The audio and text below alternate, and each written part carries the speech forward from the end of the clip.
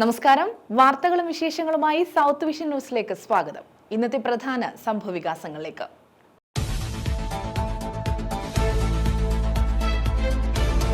SSLC പരീക്ഷാ ഫലം പ്രഖ്യാപിച്ചു. 99.5% വിജയം. 4,24,583 വിദ്യാർത്ഥികൾ ഉപരിപഠനത്തിന് അർഹത നേടി. ഏറ്റവും കൂടുതൽ A+ മലപ്പുറം ജില്ലയിൽ.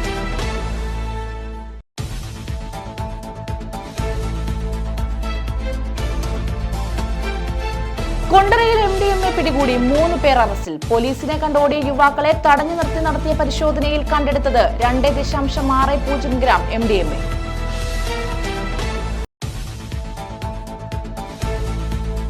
തെരുവ് നായകളുടെ എണ്ണം നിയന്ത്രിക്കുന്നതിനുള്ള ABC പദ്ധതിക്കായി തഴവയിൽ കെട്ടിടത്തിന് ശിലയിട്ടു. മന്ത്രി ജെ ചിഞ്ചുറാണിയാണ് ശിലാസ്ഥാപനം നിർവഹിച്ചത്. ABC കെട്ടിടം നിർമ്മിക്കുന്നതിനെതിരെ പ്രതിഷേധവുമായി ജനകീയ പ്രതിരോധ സമിതി. രാഷ്ട്രപതിയുടെ ശബരിമല സന്ദർശനം റദ്ദാക്കി. പോലീസ് ദേവസ്വം കോടതി ഇക്കാര്യം അറിയിച്ചു. ഇടവ മാസത്തിലെ പൂജയ്ക്ക് വെർച്വൽ ക്യൂ ബുക്ക് ചെയ്യുന്നതിന് ഏർപ്പെടുത്തിയിരുന്ന നിയന്ത്രണം പിൻവലിച്ചു.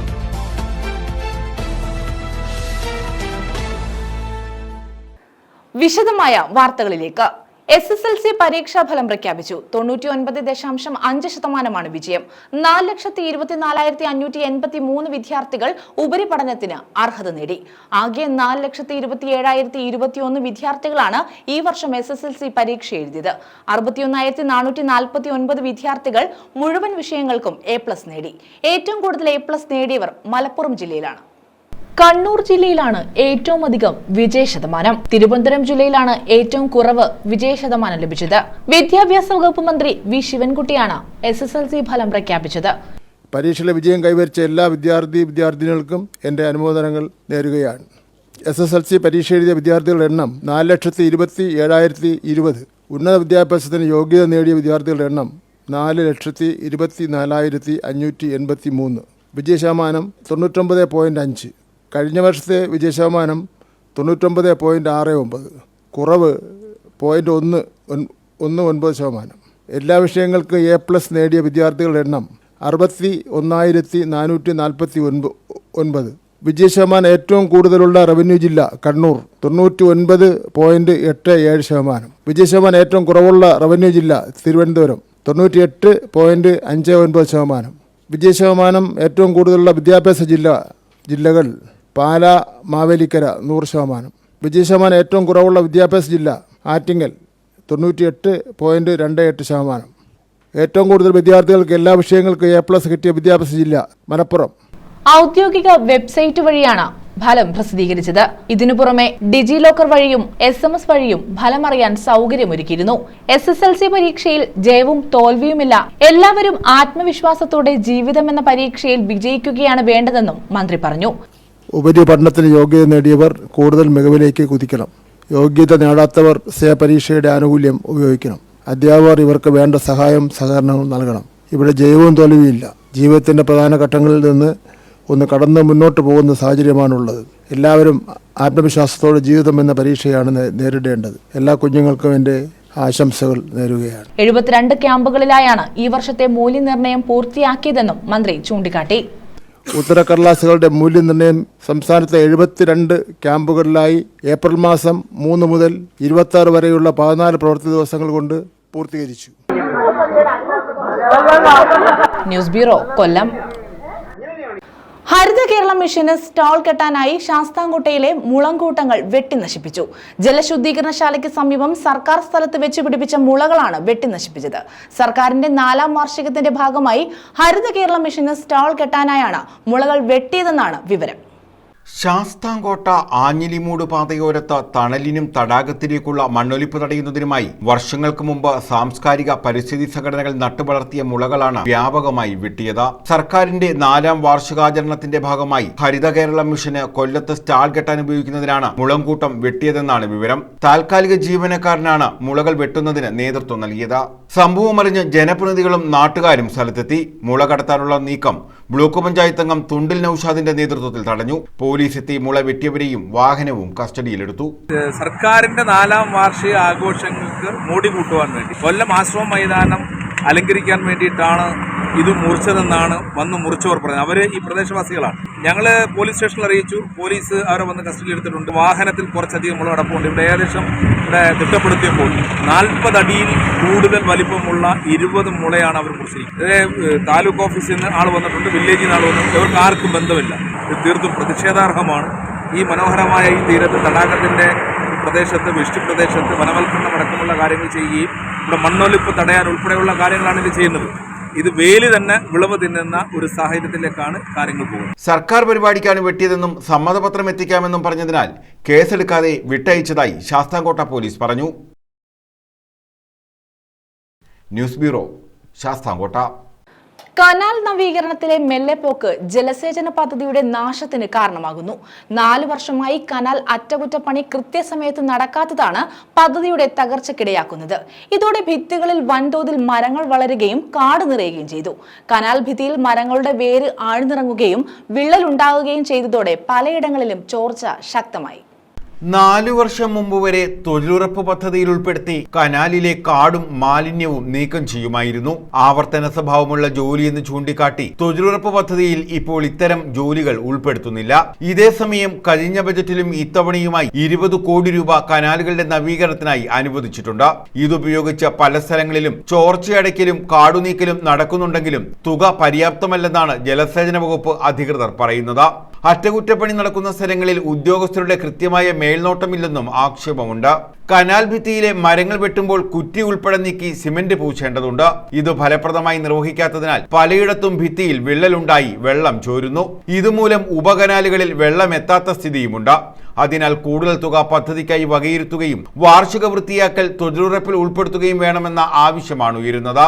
കൊല്ലം, ആലപ്പുഴ, പത്തനംതിട്ട ജില്ലകളിൽ വേനൽക്കാല ജലസേചനത്തിന് കല്ലട പദ്ധതിയിലെ വെള്ളമാണ് ഉപയോഗിക്കുന്നത്. തെന്മല അണക്കെട്ടിന് 3 കിലോമീറ്റർ താഴെ ഒറ്റക്കൽ ലുക്കൌട്ടിൽ തടയണ സ്ഥാപിച്ചാണ് വലതുകര ഇടതുകര കനാലിലേക്ക് വെള്ളം തിരിച്ചുവിടുന്നത്. വലതുകര കനാൽ 1986-ലും ഇടതുകര 1992-ലുമാണ് പൂർത്തിയാക്കിയത്. പ്രധാന കനാൽ, ഉപകനാൽ, വിതരണ കനാൽ എന്നിവയെല്ലാം കൂടി 911 കിലോമീറ്ററാണ് വ്യാപിച്ചു കിടക്കുന്നത്. News bureau, Thenmala. പുനലൂർ താലൂക്ക് ആശുപത്രിയിൽ ഹൃദ്രോഗ വിദഗ്ധന്റെ സേവനം ലഭ്യമാകുന്നില്ല. കാത്ത് ലാബ് സജ്ജമാക്കാത്തതാണ് ഹൃദ്രോഗ വിദഗ്ധന്റെ സേവനം ലഭ്യമാകാത്തതിന് കാരണം. 3 വർഷത്തിനിടെ പലതവണ ഡോക്ടർമാരെ നിയോഗിച്ചിരുന്നെങ്കിലും ആരും ചുമതലയേറ്റിരുന്നില്ല. കാത്ത് ലാബ് സജ്ജമാക്കാത്തതിനാലാണ് നിയമനം ലഭിച്ചിട്ടും ഡോക്ടർമാർ ചുമതലയേൽക്കാത്തതെന്ന് കഴിഞ്ഞ ദിവസം പുനലൂരിൽ ചേർന്ന സ്വാഗത സംഘ രൂപീകരണ യോഗത്തിൽ PS സുബാൽ MLA പറഞ്ഞിരുന്നു. മുഖ്യമന്ത്രി ഇടപെട്ട് ഉടൻ തന്നെ കാത്ത് ലാബിന് പണം അനുവദിക്കുമെന്ന് അദ്ദേഹം പറഞ്ഞു. സംസ്ഥാനത്തു തന്നെ ഹൃദ്രോഗ വിഭാഗം അനുവദിച്ചിട്ടുള്ള ഏക താലൂക്ക് ആശുപത്രിയാണ് പുനലൂരിലേത്. 2022-ലാണ് ഇവിടെ തസ്തിക അനുവദിച്ചത്. എന്നാൽ ഒരിക്കലും ഡോക്ടറെ ലഭ്യമാക്കാൻ ആരോഗ്യവകുപ്പിനായില്ല. പലതവണ നിയമന ഉത്തരവിറങ്ങിയെങ്കിലും ആരും ചുമതലയേറ്റില്ല. 2 വർഷം മുമ്പ് ആശുപത്രി സന്ദർശനത്തിനെത്തിയ ആരോഗ്യമന്ത്രി വീണ ജോർജ് നേരിട്ട് ഉറപ്പ് നൽകിയിട്ടും ഡോക്ടറെ നിയമിക്കാൻ കഴിഞ്ഞില്ല. 3 വർഷം മുമ്പ് ഹൃദ്രോഗ വിദഗ്ധന്റെ തസ്തിക സൃഷ്ടിച്ചതിനൊപ്പം കാത്ത് ലാബ് കൂടി സജ്ജമാക്കുമെന്ന് പ്രഖ്യാപിച്ചിരുന്നു. ലാബിന്റെ പ്രാരംഭ പ്രവർത്തനങ്ങൾക്കായി തുകയും അനുവദിച്ചു. എന്നാൽ ഇന്നേ വരെ കാത്ത് ലാബിനായി ഒരു പ്രവർത്തനവും നടന്നിട്ടില്ല. 2016 മുതലുള്ള നിരന്തര ആവശ്യത്തെ തുടർന്നാണ് ആശുപത്രിയിൽ ഹൃദ്രോഗ വിദഗ്ധന്റെ തസ്തിക അനുവദിച്ച് ഉത്തരവിറങ്ങിയത്.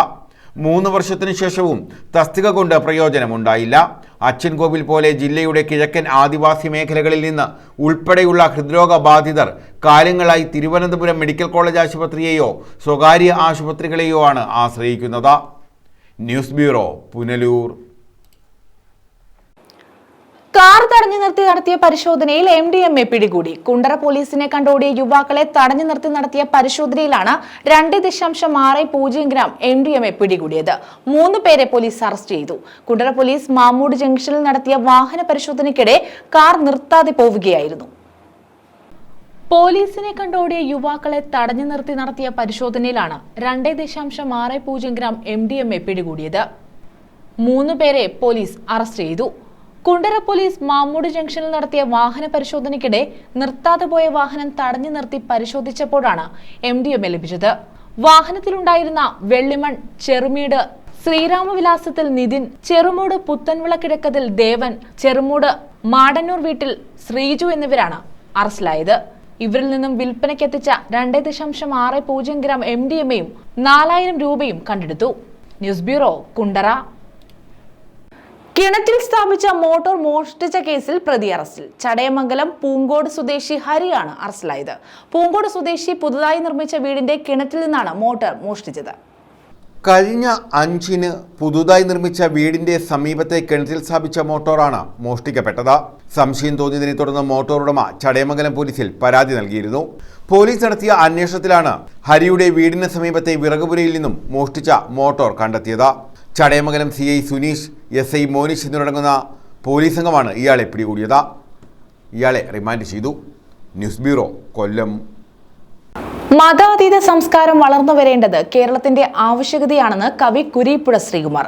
അടിച്ചമർത്തപ്പെട്ടവന്റെ ശബ്ദവും പാട്ടുകളും കൂടി ഏറ്റെടുക്കുന്നതാണ് കേരളത്തിന്റെ സംസ്കാരമെന്നും അദ്ദേഹം പറഞ്ഞു. CPI കരുനാഗപ്പള്ളി മണ്ഡലം സമ്മേളനത്തോടനുബന്ധിച്ച് നടത്തിയ സാംസ്കാരിക സമ്മേളനം ഉദ്ഘാടനം ചെയ്യുകയായിരുന്നു കവി കുരീപ്പുഴ ശ്രീകുമാർ. അടിച്ചമർത്തപ്പെട്ടവന്റെ ശബ്ദവും പാട്ടുകളും ഏറ്റെടുക്കുന്നതാണ് കേരളത്തിന്റെ സംസ്കാരമെന്ന് കവി കുരീപ്പുഴ ശ്രീകുമാർ പറഞ്ഞു. CPI കരുനാഗപ്പള്ളി മണ്ഡലം സമ്മേളനത്തിന്റെ ഭാഗമായി കരുനാഗപ്പള്ളി ടൗൺ ക്ലബ്ബിലെ കാനം രാജേന്ദ്രൻ നഗറിൽ സംഘടിപ്പിച്ച സാംസ്കാരിക സമ്മേളനം ഉദ്ഘാടനം ചെയ്യുകയായിരുന്നു കുരീപ്പുഴ. എല്ലാ പത്രങ്ങളിലും ഇതിന്റെ ജാതി സുന്ദരികളുടെ പരസ്യങ്ങളുണ്ട്. ഇതാണ് കേരളം. കേരളത്തിൽ നിന്നും ജാതി പോയിട്ടില്ല. നമ്മുടെ മനസ്സിൽ നിന്നും ജാതി പോയിട്ടില്ല. കമ്മ്യൂണിസ്റ്റ് ചെയ്യണ ഒരു വലിയ പ്രധാനപ്പെട്ട കാര്യം കുടുംബങ്ങളിൽ ഇത്തരം കാര്യങ്ങൾ ചർച്ച ചെയ്യണമെന്നുള്ളത്. ഇവിടേക്ക് ഇരിക്കുന്ന ആളുകളുടെ എനിക്കറിയാം, അവരുടെ കുടുംബങ്ങൾ കമ്മ്യൂണിസ്റ്റ് കുടുംബങ്ങളാണ്. മക്കൾക്ക് കമ്മ്യൂണിസ്റ്റ് വരും. ആ രീതിയിലാണ് വളർത്തിക്കൊണ്ടുവന്ന സഖാക്കൾ നമ്മുടെ നാട്ടിലുണ്ട്. മക്കൾക്ക് കമ്മ്യൂണിസ്റ്റ് വരും. അവരുടെയൊക്കെ ചിന്ത പുരോഗമന ചിന്ത. വീട്ടിൽ ചർച്ച ചെയ്യണം കാര്യങ്ങൾ. അന്ധവിശ്വാസങ്ങൾ എന്താണെന്ന് വീട്ടിൽ ചർച്ച ചെയ്യണം. കുഞ്ഞുങ്ങളെ ബാലഗോകുലം നയിക്കുന്ന ശോഭായാത്രയ്ക്ക് വിടണോ വേണ്ട എന്ന് വീട്ടിൽ ചർച്ച ചെയ്യണം. പൊങ്കാലിക്ക് പോയതുകൊണ്ട് എന്തെങ്കിലും നേട്ടം ഉണ്ടായോ ഇല്ലയെന്ന് വീട്ടിൽ ചർച്ച ചെയ്യണം. ഇപ്പോഴുണ്ടായിരിക്കുന്ന യുദ്ധം സുരക്ഷാ വീഴ്ച ഉണ്ടായതാണ്, അല്ലെങ്കിൽ യുദ്ധം തന്നെ വേണോ എന്നുള്ള കാര്യം വീട്ടിൽ ചർച്ച ചെയ്യണം. വീടാണ് ഏറ്റവും പ്രധാനപ്പെട്ട കേന്ദ്ര ബിന്ദു. സമൂഹത്തിന്റെ കേന്ദ്ര ബിന്ദു എന്ന് പറഞ്ഞാൽ പാർട്ടി ഓഫീസല്ല, ഒരു ജംഗ്ഷനുമല്ല, ഒരു നഗരവുമല്ല, ഒരു തലസ്ഥാനവുമല്ല, സ്വന്തം വീടുകളാണ്. ആ വീടുകളിൽ നിന്നും നിങ്ങൾക്ക് അന്ധവിശ്വാസങ്ങളെ പുറത്താക്കാൻ കഴിഞ്ഞാൽ, ജാതീയതയെ പുറത്താക്കാൻ കഴിഞ്ഞാൽ, പ്രിയ സഖാക്കളെ, നമ്മൾ പുതിയ ലോകത്തേക്ക് പ്രവേശിക്കും. സംഘാടക സമിതി കൺവീനർ പടിപ്പുര ലത്തീഫ് അധ്യക്ഷത വഹിച്ചു. Doctor Vallikkavu Mohandas, advocate Manilal, CPI ജില്ലാ assistant secretary advocate MS Thara, Vijayamma Lali, Jagajjeevan Lali, K Sasidharan Pillai, advocate B Manu, I Shihab എന്നിവർ പങ്കെടുത്തു. സമ്മേളനത്തിന്റെ ഭാഗമായി വിവിധ ജാഥകളും നടത്തി. മുൻ MLA R രാമചന്ദ്രന്റെ സ്മൃതി കുടീരത്തിൽ നിന്ന് ആരംഭിച്ച പതാക ജാഥയിൽ പതാക R രാമചന്ദ്രന്റെ പത്നി പ്രിയദർശിനി കൈമാറി. മണ്ഡലം കമ്മിറ്റി അംഗമായിരുന്ന P സുരന്റെ സ്മൃതി കുടീരത്തിൽ നിന്നുമായിരുന്നു കൊടിമര ജാഥ തുടങ്ങിയത്.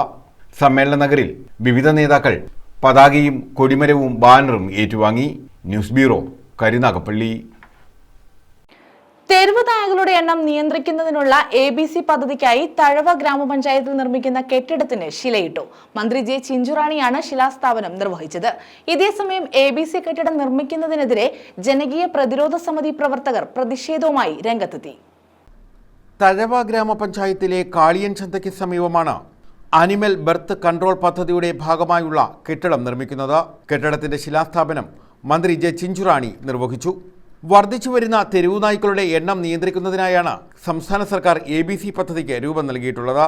പെട്ടെന്നാണ് ഇതിന്റെ ഈ അസുഖത്തിന്റെ ഇത് കാണിച്ചു തുടങ്ങുന്നത്. നമുക്ക് കണ്ടു നിൽക്കാൻ പറ്റുമോ? പേവിഷം ഇളകിയ നമ്മുടെ കുഞ്ഞുങ്ങളെ നമുക്ക് നേരിട്ട് കാണാൻ പറ്റുമോ? അപ്പൊ ആ തരത്തിലുള്ള സംഭവവികാസങ്ങളാണ് ഇന്ന് കേരളത്തിൽ ഉണ്ടായിക്കൊണ്ടിരിക്കുന്നത്. അതില്ലാതാക്കണ്ടേ? നായിയെ തന്നെ കടിച്ചാൽ നായകളെ മരിക്കും. പക്ഷെ ആ നായ്ക്കൾ ഓടി നടന്ന് നമ്മളെ എല്ലാവരെയും കടിക്കുക. അതിന് മനുഷ്യനെ തിരിച്ചറിയാൻ പോലും പറ്റുന്നില്ല. അപ്പൊ അതുകൊണ്ടാണ് കേരളത്തിൽ അത്തരത്തിലുള്ള നായ്ക്കളെ വന്ധ്യംകരിച്ചുകൊണ്ട് നായ്ക്കളുടെ എണ്ണം നമ്മുടെ കേരളത്തിൽ കുറച്ചു കൊണ്ടുവരിക എന്ന വലിയ ലക്ഷ്യത്തോടു കൂടി ഇന്ന് ഗവൺമെന്റ് പോകുന്നത്. ഉദ്ഘാടന ചടങ്ങിൽ CR മഹേഷ് MLA അധ്യക്ഷത വഹിച്ചു. തെരുവ് നായ്ക്കളുടെ എണ്ണം വർദ്ധിക്കുകയാണ്.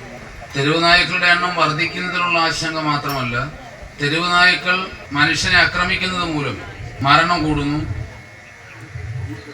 പരുക്കു പറ്റുന്നു.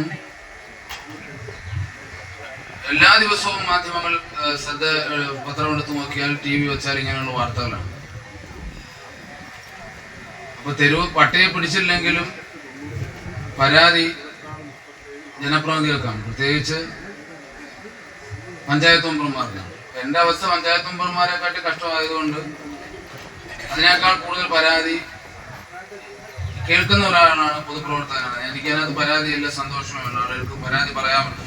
Block panchayat president Geethakumari S സ്വാഗതം പറഞ്ഞു. ഗ്രാമപഞ്ചായത്ത് പ്രസിഡന്റുമാരായ V Sadasivan, Bindu Vijayakumar, Ochira block panchayat vice president A Aniruddhan, Sherly Sreekumar, Sulfiya Sherin, Shylaja R, advocate R Ambilikuttan, Geli Shanmukhan, Madhu Mavoolil, A Sreelatha, Sunitha Ashoka, Sudheer Karickal, doctor Ajith A L, Faisal Ahammed K I തുടങ്ങിയവർ പങ്കെടുത്തു. ഇതേസമയം പദ്ധതിക്കെതിരെ പ്രതിഷേധവുമായി ജനകീയ പ്രതിരോധ സമിതി പ്രവർത്തകർ രംഗത്തെത്തി. ജലസ്രോതസ്സുകൾ മലിനമാക്കുമെന്നും അതുകൊണ്ടുതന്നെ ABC പദ്ധതി തഴവയിൽ നിന്ന് മാറ്റണമെന്നും ആവശ്യപ്പെട്ടാണ് ജനകീയ പ്രതിരോധ സമിതി പ്രവർത്തകർ രംഗത്തെത്തിയത്. അല്ല, 6 പഞ്ചായത്തിൻ്റെയും ഫണ്ട് കൊണ്ടാണ് ഇത് പണിയുന്നത്. അതുകൊണ്ട് 6 പഞ്ചായത്തിന് ഉത്തരവാദിത്വമുണ്ട്. ഈ പറയുന്ന കണക്ക് നേരത്തെ ചെയ്ത കണക്കൊന്നുമല്ല, ഇത് സസ്യമായിട്ടല്ലേ 1.5 കോടി രൂപ ചിലവാക്കി ചെയ്യുമ്പോൾ ആ ഒരു ഇത്രയും 10 സെന്റിനകത്ത് 90 ലക്ഷം രൂപയുടെ കെട്ടിടം ചെറിയ കെട്ടിടമല്ലല്ലോ. AC സംവിധാനം, ഇത് ഒരു ശകല സൗണ്ടോ വാടയോ ഒന്നും തന്നെ പുറത്തു പോകുന്നതിൻ്റെ വേസ്റ്റ് സംസ്കരണത്തിന്. പ്രതിഷേധത്തെ തുടർന്ന് കരുനാഗപ്പള്ളി ASP അഞ്ജലി ഭാവന, പോലീസ് SHO വി ബിജു എന്നിവരുടെ നേതൃത്വത്തിൽ പ്രതിഷേധക്കാരുമായി ചർച്ച നടത്തി. News bureau, Thazhava. പടിഞ്ഞാറെ കല്ലടയുടെ സ്വപ്ന സാക്ഷാത്കാരമായി കൊല്ലം കടപ്പുഴ ബോട്ട് സർവീസ് പുനരാരംഭിക്കുന്നു. ജലഗതാഗത വകുപ്പിന് പുതുതായി അനുവദിക്കപ്പെട്ട 2 ബോട്ടുകളിലൊന്നാണ് കടപ്പുഴ ബോട്ട് സർവീസായി ആരംഭിക്കുന്നത്. ഒരു കാലത്ത് കല്ലടയിലെ ജനങ്ങൾ ഏറെ ആശ്രയിച്ചിരുന്നത് ജലഗതാഗതത്തെയാണ്.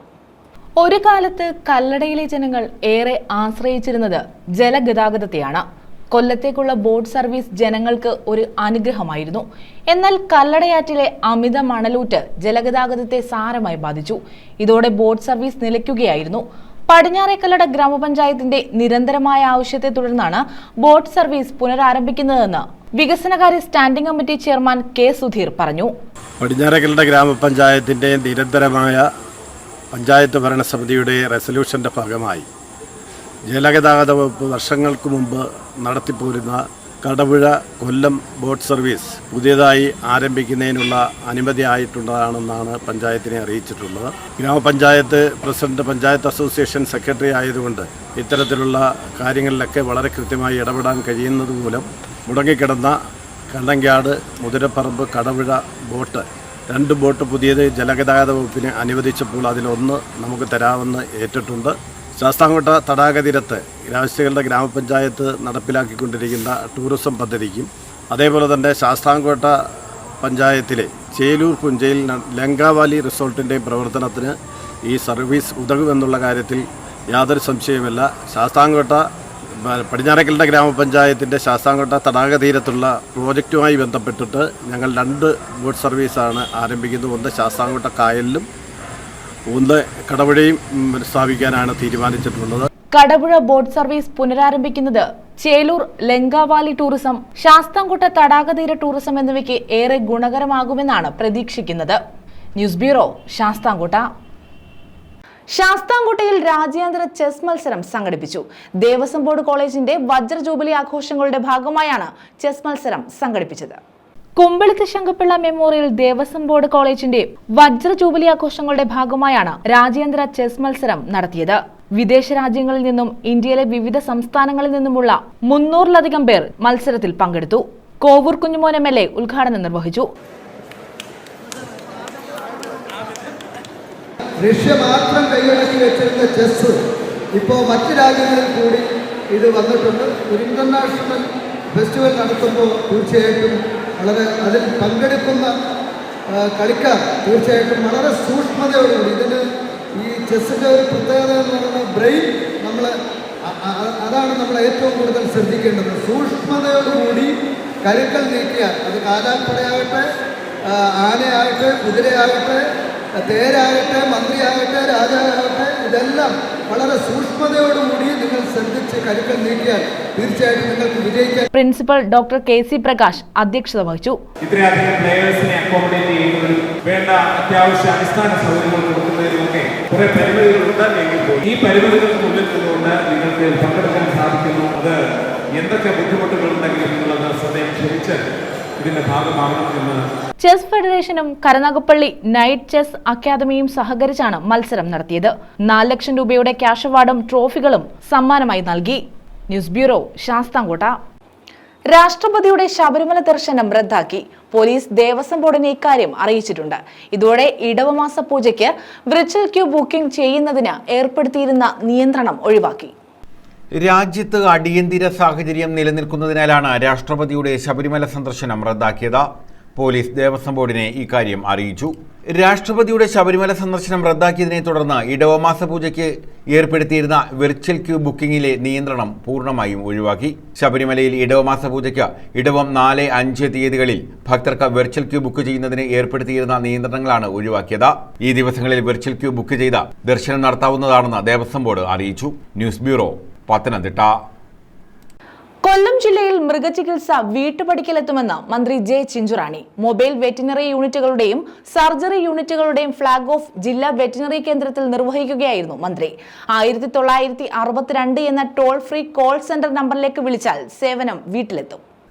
ഇത്തിക്കര, കൊട്ടാരക്കര, ചവറ ബ്ലോക്കുകളിൽ മൊബൈൽ യൂണിറ്റുകളും കൊല്ലം കേന്ദ്രീകരിച്ച ഒരു സർജറി വെറ്റിനറി യൂണിറ്റുമാണ് പ്രവർത്തനം ആരംഭിച്ചത്. പ്രത്യേക പരിശീലനം നേടിയ ഡോക്ടർമാരും ഡ്രൈവർ കം അറ്റൻഡന്റും മൊബൈൽ യൂണിറ്റിൽ ഉണ്ടാകും. ഇവരുടെ തെരഞ്ഞെടുപ്പ് നടപടികൾ പൂർത്തിയായി. ചവറ ബ്ലോക്കിലെ വാഹനം അരനെല്ലൂർ മൃഗാശുപത്രിയിലും ഇത്തിക്കരയിലെ വാഹനം ചാത്തന്നൂർ മൃഗാശുപത്രിയിലും കൊട്ടാരക്കര യൂണിറ്റിൻ്റേത് കുഴിക്കാട് വെറ്റിനറി ഡിസ്പെൻസറിയിലുമാണ് ക്യാമ്പ് ചെയ്യുന്നത്. വൈകിട്ട് 6 മുതൽ രാവിലെ 5 വരെയാണ് പ്രവർത്തനം. വാഹനത്തിൽ സജ്ജമാക്കിയ QR കോഡ് സ്കാൻ ചെയ്ത് കർഷകർക്ക് ബില്ലടയ്ക്കാം. നിലവിൽ ചടയമംഗലം, അഞ്ചൽ ബ്ലോക്കുകളിൽ മൊബൈൽ യൂണിറ്റുകൾ പ്രവർത്തിക്കുന്നുണ്ട്. ജില്ലാ വെറ്റിനറി കേന്ദ്രത്തിൽ പുതിയ സർജറി യൂണിറ്റും ആരംഭിക്കുമെന്ന് മന്ത്രി ജെ ചിഞ്ചുറാണി പദ്ധതിയുടെ ഉദ്ഘാടനം നിർവഹിച്ചുകൊണ്ട് പറഞ്ഞു. ഞങ്ങൾക്ക് അന്ന് മുഖ്യമന്ത്രിക്ക് നിരവധി പരിപാടിയിൽ പങ്കെടുക്കണമെന്നുള്ളത് കൊണ്ട് ആ പരിപാടി മിനിസ്റ്റർ പോയി ഉദ്ഘാടനം ചെയ്യണമെന്ന് എന്നോട് പറഞ്ഞു. അങ്ങനെയാണ് കേരളത്തിൽ വീട്ടുമുറ്റത്ത് സേവനം എന്ന് പറയുന്ന തരത്തിലേക്ക് 59 ആംബുലൻസുകൾ കേരളത്തിൽ ഇപ്പോൾ ഞങ്ങൾ 2ാം ഘട്ടത്തിൽ ഇറക്കിയ. ആദ്യഘട്ടത്തിൽ കേന്ദ്ര ഗവൺമെൻറ് സഹായത്തോടുകൂടി 29 ആംബുലൻസുകൾ കേരളത്തിൻ്റെ എല്ലാ ജില്ലകളിലും 2 ആംബുലൻസ് വെച്ച് കൊടുത്തപ്പോൾ നമ്മുടെ ഇടുക്കി ജില്ലയിൽ 3 ആംബുലൻസ് ഞങ്ങൾ കൊടുത്തു. ഇടുക്കിയുടെ പ്രത്യേകത നമുക്കറിയാം. അങ്ങനെ 29 ആംബുലൻസ് ആദ്യഘട്ടത്തിൽ 2023 കൊടുത്തു. അതിൻ്റെ എല്ലാ ചെലവുകളും ഡോക്ടർമാരുടെ അവർക്ക് കൊടുക്കേണ്ടുന്ന ആനുകൂല്യങ്ങൾ ഉൾപ്പെടെ ഡ്രൈവർ കം അറ്റൻഡർ ആനുകൂല്യങ്ങൾ ഉൾപ്പെടെ കൊടുക്കുന്നത് കേന്ദ്ര സർക്കാർ തന്നെയാണ്. പക്ഷെ നമ്മളിപ്പോൾ റീബിൽഡ് പദ്ധതി അനുസരിച്ച്, റീബിൽഡ് കേരള ഇനിഷ്യേറ്റീവ് ആ പദ്ധതി അനുസരിച്ചിട്ടാണ് ഇപ്പോൾ നമുക്ക് ഏകദേശം 13 കോടി സംതിങ് രൂപ കേരളത്തിൻ്റെ ബഡ്ജറ്റിൽ വെച്ചുകൊണ്ട് 3.11 കോടി രൂപ ചെലവഴിച്ചുകൊണ്ട് 59 വാഹനങ്ങൾ ഇപ്പോൾ നമ്മൾ 2ാം ഘട്ടത്തിൽ നമ്മളെടുക്കും. ബ്ലോക്ക് പഞ്ചായത്തുകൾ പദ്ധതി വിഹിതം ഉപയോഗിച്ച് മരുന്നുകൾ കൂടി വാങ്ങി നൽകുന്നത് കർഷകർക്കേറെ ആശ്വാസകരമാകുമെന്ന് മന്ത്രി കൂട്ടിച്ചേർത്തു. കൊല്ലം ജില്ലാ panchayat president doctor PK Gopan അധ്യക്ഷത വഹിച്ചു. കഴിഞ്ഞ മാസം DPC കൂടി എല്ലാ പദ്ധതികളും അംഗീകരിച്ച് അണമയ പൈസ തലമാരിടയിൽ എല്ലാവരും വെച്ചിരിക്കുകയാണ്. അപ്പോൾ ബ്ലോക്ക് ഗ്രാമപഞ്ചായത്തിൽ ഇതിന്റെ മെഡിസിൻ പ്രൊവൈഡ് ചെയ്യണമെന്ന് നമ്മൾ പറയുമ്പോൾ തൊട്ടടുത്ത റിവിഷൻ സമയത്താണ് ഇതെന്തെങ്കിലും ചെയ്യാൻ പറ്റുക. ഒരുപക്ഷെ അത് ലാസ്റ്റ് റിവിഷൻ ആയിരിക്കും ഈ തദ്ദേശ സ്വയംഭരണ സ്ഥാപനത്തിന്റെ സമയത്ത്.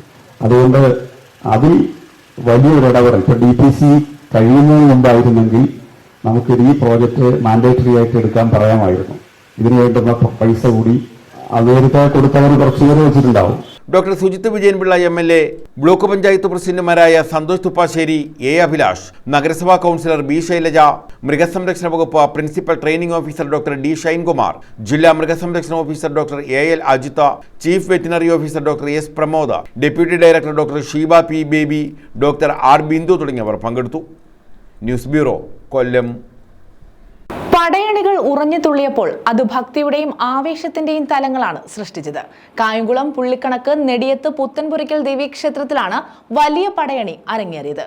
ക്ഷേത്രത്തിലെ ഉത്രം പടയണിയുടെ ഭാഗമായി 3 ദിവസമാണ് പടയണി നടന്നത്. വൈകിട്ട് 6 മണിയോടെ കോലങ്ങളുടെ എടുത്തുവരവ് നടന്നു. പനയന്നാർകാവ് ക്ഷേത്രത്തിൽ നിന്ന് വാദ്യഘോഷങ്ങൾ, താലപ്പൊലി എന്നിവയുടെ അകമ്പടിയിൽ പുറപ്പെട്ട നെടിയത്ത് പുത്തൻപുരയ്ക്കൽ ക്ഷേത്രത്തിൽ എത്തിച്ചേർന്നു. രാത്രി 7-നാണ് വലിയ പടയണി ആരംഭിച്ചത്. തുടർന്ന് ചൂട്ടുവെപ്പും കുട്ടിവിളിയും നടന്നു. ജീവതാളം കൊട്ടി ഭൂതപ്രേത പിശാചുക്കളെ കളത്തിലേക്ക് ആവാഹിച്ചു. തുടർന്ന് വട്ടമിണക്ക് നടന്നു. തപ്പിൽ 4 ചെമ്പടമേളം കൊട്ടുന്നതാണ് വട്ടമിണക്ക് ചടങ്ങ്. പുലവൃത്തം, താവടി, പരദേശി, കോലന്തുള്ളൽ, എന്നീ ചെമ്പട മേളമാണ് കൊട്ടിയത്. തുടർന്നായിരുന്നു പടയണി ആരവം.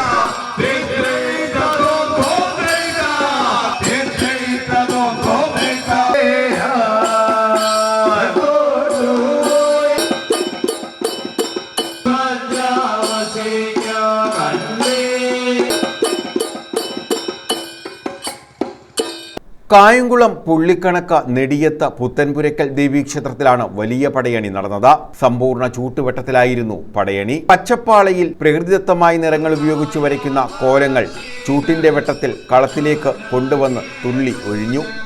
വ്യത്യസ്തതയ്ക്ക് അനുസരിച്ച് ചുവടും പാട്ടും താളവുമെല്ലാം വ്യത്യസ്തത നിറഞ്ഞതായിരുന്നു.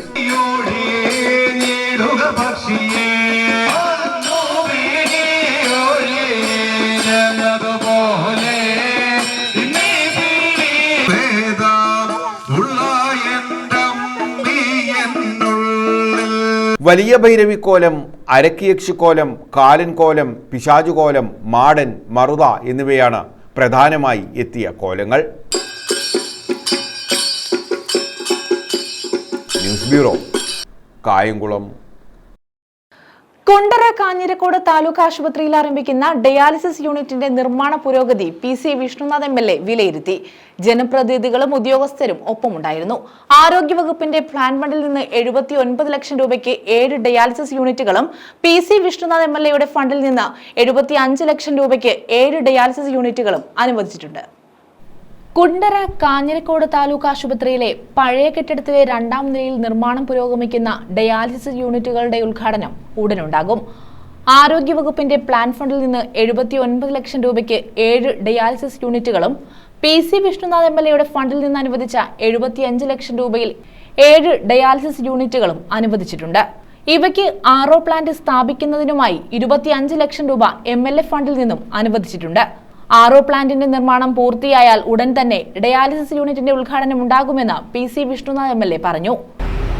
ബഹുനില മന്ദിരത്തിന്റെ നിർമ്മാണ പ്രവർത്തനങ്ങൾ അന്തിമ ഘട്ടത്തിലേക്ക് കടക്കുകയാണ്. അതുമായി ബന്ധപ്പെട്ട നിരവധി തവണ അവലോകനങ്ങളും വിലയിരുത്തലുകളും നടത്തിയിട്ടുണ്ടായി. ഇന്നിപ്പോൾ വന്നത് ഇവിടെ 2 പദ്ധതികളിലായി സർക്കാർ ബ്ലോക്ക് പഞ്ചായത്തുമായി ബന്ധപ്പെട്ട് വരുന്ന ഡയാലിസിസ് സംവിധാനമുണ്ട്. അതുപോലെ MLA ഫണ്ടിൽ നിന്നും ഇവിടെ രോഗികൾക്ക് ഡയാലിസിസ് ചെയ്യാനുള്ള സംവിധാനത്തിന് വേണ്ടി ഫണ്ട് അനുവദിച്ചിട്ടുണ്ട്.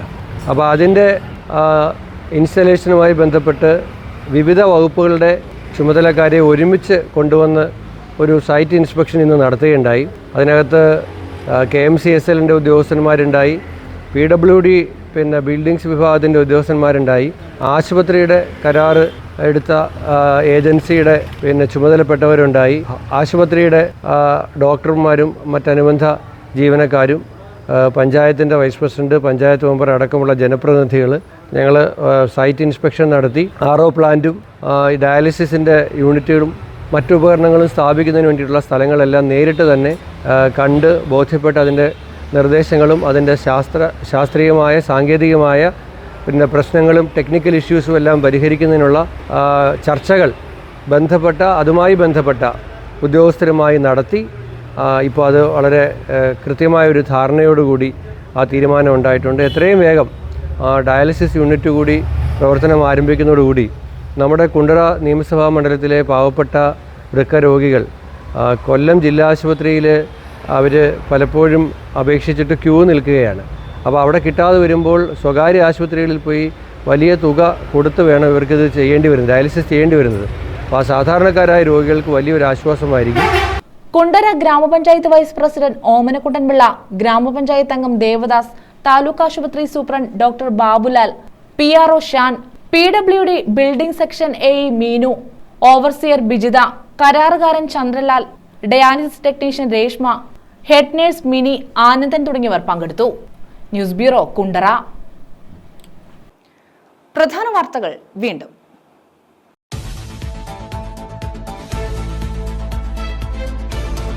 SSLC പരീക്ഷാ ഫലം പ്രഖ്യാപിച്ചു. 99.5% വിജയം. 4,24,583 വിദ്യാർത്ഥികൾ ഉപരിപഠനത്തിന് അർഹത നേടി. ഏറ്റവും കൂടുതൽ A+ മലപ്പുറം ജില്ലയിൽ.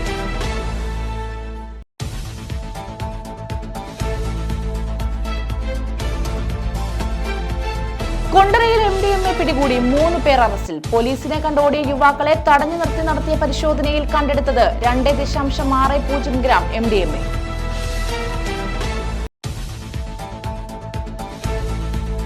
തെരുവ് നായകളുടെ എണ്ണം നിയന്ത്രിക്കുന്നതിനുള്ള ABC പദ്ധതിക്കായി തഴവയിൽ കെട്ടിടത്തിന് ശിലയിട്ടു. മന്ത്രി ജെ ചിഞ്ചുറാണിയാണ് ശിലാസ്ഥാപനം നിർവഹിച്ചത്.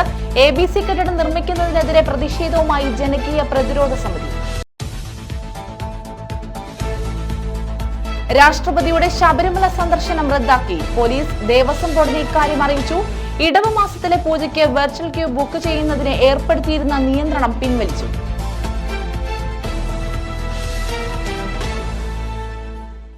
ഈ വാർത്താ ബുള്ളറ്റിൻ പൂർണ്ണമാകുന്നു.